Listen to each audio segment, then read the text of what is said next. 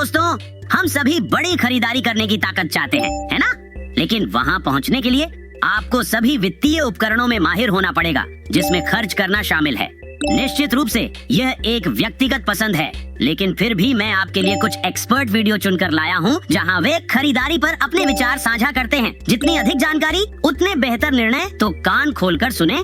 यदि आप किसी चीज को 2 बार नहीं खरीद सकते तो उसे 1 बार भी न खरीदें, या फिर 3 बार, 4 बार या 5 बार खरीदने की स्थिति में नहीं है तो उसे 1 बार भी न खरीदें। जब आप उस चीज की कीमत देख रहे हो जिसे आप खरीदने की कोशिश कर रहे हैं और आप $100 प्रति घंटा कमा रहे हो और आप $500 या $1000 की खरीदारी कर रहे हो, तो क्या आप इसे करने के लिए 2 दिन काम करेंगे? शायद नहीं। क्या मैं शनिवार को लड़कों के साथ 3 घंटे बाहर जाने के लिए 2 दिन पूरा दिन काम करूंगा? मैं तो बस वो 2 दिन काम नहीं करना पसंद करूंगा। और वही बात थी, जब भी मुझे लगता था कि मैं तो बिना काम किए रहूं बजाय उसे करने के लिए मुझे ऐसा नहीं सोचना चाहिए, लेकिन फिर भी वह बात थी। यह एक समझदारी भरी रणनीति है। मैं इसे अपनी आहार योजना में भी लागू कर सकता हूँ। जब भी मैं चीज का एक और टुकड़ा खाने के लिए तैयार होता हूँ, तो मैं सोचूंगा कि इसके कारण मुझे पहिए पर अतिरिक्त कितने चक्कर लगाने होंगे। मैं आपको बताऊंगा अगर यह कारगर होता है या नहीं।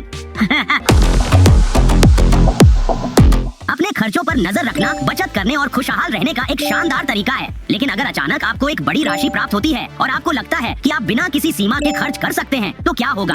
यह एक भ्रामक भावना है दोस्तों, और इसे साबित करने के लिए यहाँ एक वीडियो है। अगर उन्होंने $1 मिलियन जीता है तो वह अब भी मेरे बाल क्यों काट रहा होगा? अंत में मैंने उससे पूछने का साहस किया, आप अब भी बाल क्यों काटते हैं? और वह कहते हैं, यार काश मैंने वित्तीय चीजों के बारे में किसी से बात की होती। जैसे मुझे पैसा मिला और मैंने फैसला किया कि मैं अपने घर, अपने बच्चे के घर का कर्ज चुका दूं, सबके लिए नई कारें खरीद ली, सबको एक क्रूज पर ले गया और फिर मैंने कुछ पैसा अपनी RRSP में डाल दिया। दिन के अंत में उसने सारा पैसा चीजों पर खर्च कर दिया और उसे फिर भी काम करना पड़ा। और वह कहता है, अगर कोई मुझे बैठाकर समझाता तो मैंने उन $1 मिलियन को लिया होता, $4 मिलियन की कैश फ्लो उत्पन्न करने वाली अपार्टमेंट बिल्डिंग खरीद ली होती और मुझे कभी भी जीवन में फिर से काम करने की जरूरत नहीं होती। और मैंने कहा, मुझे पता है, लेकिन इसके बजाय वह मेरे बाल काट रहा है। कहानी थोड़ी उदास है, लेकिन बहुत ज्ञानवर्धक है। यदि आप अच्छी रकम बचाने में सफल हो गए हैं, तो महंगी चीजों पर पैसा खर्च करने की जल्दी ना करें। संपत्तियों में निवेश करना अधिक समझदारी है जो लाभ उत्पन्न करेंगी। फिर भी हमें हेयर ड्रेसर की आवश्यकता होती है, क्योंकि मेरे फर खुद नहीं संवर सकते। अधिक शानदार टिप्स जानने और वित्त की दुनिया में अधिक बुद्धिमान बनने के लिए अगले एपिसोड को मिस ना करें।